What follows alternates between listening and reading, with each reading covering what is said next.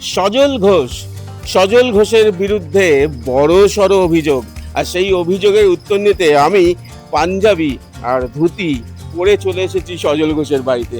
আসুন, কি অভিযোগ, জামাই ষষ্ঠীর আগে অভিযোগটা জেনে নিই।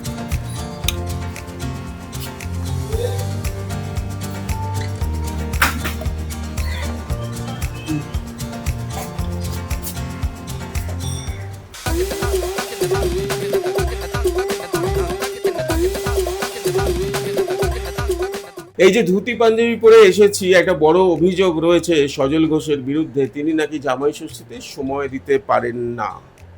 এ নিয়ে আমি প্রথম যাব হচ্ছে তানিয়ার কাছে, মানে বৌদির কাছে, যে জামাই ষষ্ঠীতে সজল ঘোষ সময় দিতে পারেন না। এটা কি ঠিক অভিযোগ?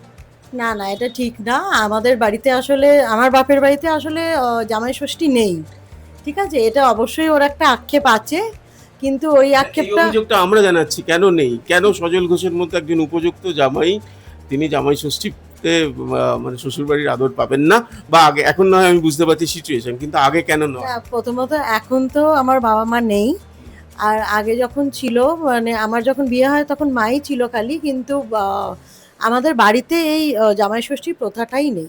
অনেকের বাড়িতেই থাকে না, তো আমাদের বাড়িও তাদের মধ্যে থেকে একজন। শুনেছি অনেক আগে নাকি ছিল, শুনেছি সেটা- অনেক আগে নাকি ছিল, হ্যাঁ, সেটা- 950 পঞ্চব্যঞ্জন, এগুলো সেটা- বলছি যাতে সজল বাবুর মনে, সজলদার মনে একটুখানি ইয়ে জাগে আর কি। না না, সেটা অনেক আগে ছিল হয়তো, কিন্তু সেটা আমরা কেউই দেখিনি। তারপরে শুনেছিলাম কোনো দুর্ঘটনার কারণে ওটা বন্ধ হয়ে গেছে, কিন্তু আমরা কোনোদিন জামাই ষষ্ঠীটাকে আমরা উপভোগ করিনি, বা আমাদের জেনারেশনের জামাইরা উপভোগ করেনি। তাহলে অভিযোগ উল্টে যাচ্ছে। কেন একজন মানুষ যিনি সর্বক্ষণ সাধারণ মানুষের, অন্যদের জামাই ষষ্ঠীতে সাহায্য করছেন, অন্যদের এ করছেন, সেটা হবে না? সেটার কি কোনো সলিউশন আছে? মানে তোমরা কি আলাদা করে জামাই ষষ্ঠীতে, এই নয় যে শ্বশুর বাড়িতেই হতে হবে, তোমরা কি আলাদা করে জামাইকে আহতি করো? আমার বিয়ে হয়ে গেছে আজকে 30 বছর হতে চললো। আমার ছেলে কয়েকদিনের মধ্যে জামাই হয়ে কারোর বাড়িতে যাবে। সেটা ঠিক আছে, আমি এখন থামাবো, এগুলো কিন্তু এটা আমি জানি, গোপন খবর একটা আছে গোপন সূত্রে, যে জামাই ষষ্ঠী কিন্তু তুমি কিন্তু জামাই ষষ্ঠী করো, খাওয়াও, অর্থাৎ একটা যে জামাই ষষ্ঠী ওটা হয়। আমারই মেরে খাওয়ায়, না না, এটা করো না, তুমি একটুখানি বল। আমার ঝেড়ে খাওয়ায়। হ্যাঁ, ও যদি বলে ও খাওয়ায়, তাহলে ওর বাড়িতেও ওর কাছেও ইনকাম ট্যাক্স দেওয়া হবে। এটা আমরা মেনে নিচ্ছি না। প্রথম কথা বলছি যে কি খাওয়াবে। উদ্যোগটা আমার, হ্যাঁ, উদ্যোগটা আমার, হ্যাঁ, উদ্যোগটা আমার। টাকা যার কাছে যতই থাকুক না কেন, টাকা যার কাছে যতই থাকুক না কেন, উদ্যোগটা আমার।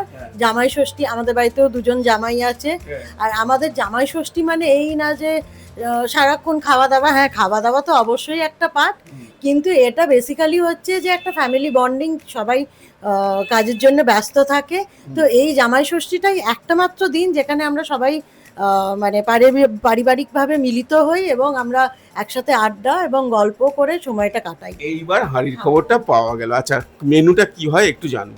মেনুটা তো বেসিক্যালি ইলিশ মাছ, চিংড়ি মাছ, মাটন, এগুলোই হয়। ফিশ ফ্রাই, পোলাও, এই সবগুলোই হয় বেশিরভাগ। এই জামাইবাবু কি সময় দিতে পারেন? দিতে একদমই পারেন না বলাটা ভুল, দেন, দিতে কিন্তু হবে। হ্যাঁ দেন অবশ্যই, তবে সারাটা দিনই আটকে রাখা ওকে সম্ভব না।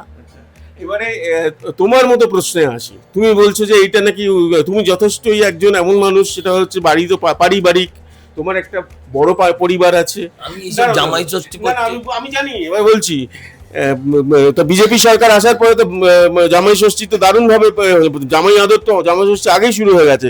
বিজেপি সরকার আসার পর থেকে তো দেখছি জামাই আদর হচ্ছে প্রচুর।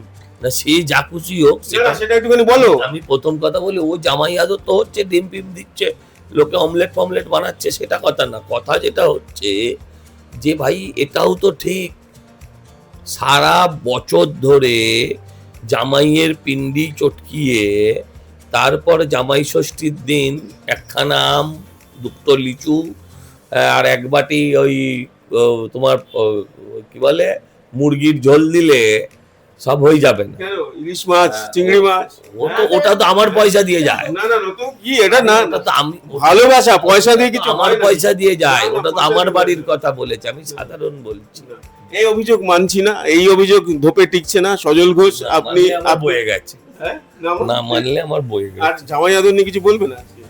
যে জামাই আদর হচ্ছে একটুখানি বলো। আমি আমার শ্বশুর শাশুড়িকে আমি শ্বশুরকে আমি কখনো দেখিনি, মানে দেখেছি মানে তাকে শ্বশুর হিসেবে দেখিনি। আর শাশুড়ি মা আমার বিয়ের বছর দুয়েকের মধ্যে মারা গেছে। মানে আর বাবা যখন বিয়ের আগেই মারা 28 গেছিল। বছর আগে আমার বিয়ে হয়েছিল, তখন আমি ছোট ছিলাম, সেটা আর এখন আমার মনে নেই। চলো। তুমি উঠবে, তার আগে একটুখানি র্যাপ আপ করি, শেষ করি এইভাবে। দুজনকে এই সময় এই সময়ে এরকম এক ফ্রেমে পাওয়াটা খুব মুশকিল। আমি রীতিমতো আবদার করেছি, জোর করেছি এবং হালকা গালাগালও খেয়েছি, তবে বৌদির কাছে না, সজলদার কাছে খেয়েছি। দাদাকে গালাগালা হালকা দিয়েছি, কিন্তু এইটা জানা, কারণ সজল ঘোষ এমন একজন যার ইন আউট সবাই জানে, সবাই আপনারা ভালোবাসেন, আপনারা জানতে চান। সেই কারণেই এই সময় দেওয়া, আমার জন্য, আমাদের জন্য নয়, আপনাদের জন্যই সময় দেওয়া। এবং জানলেন তো জামাই ষষ্ঠী হয় সজলবাবুর, তাতে সজলবাবুর কোনো কৃতিত্ব নেই, কৃতিত্ব রয়েছেন মিসেস সজল ঘোষের। শুভ জামাই ষষ্ঠী সবাইকে। হ্যাঁ? ঠিক আছে, চলো।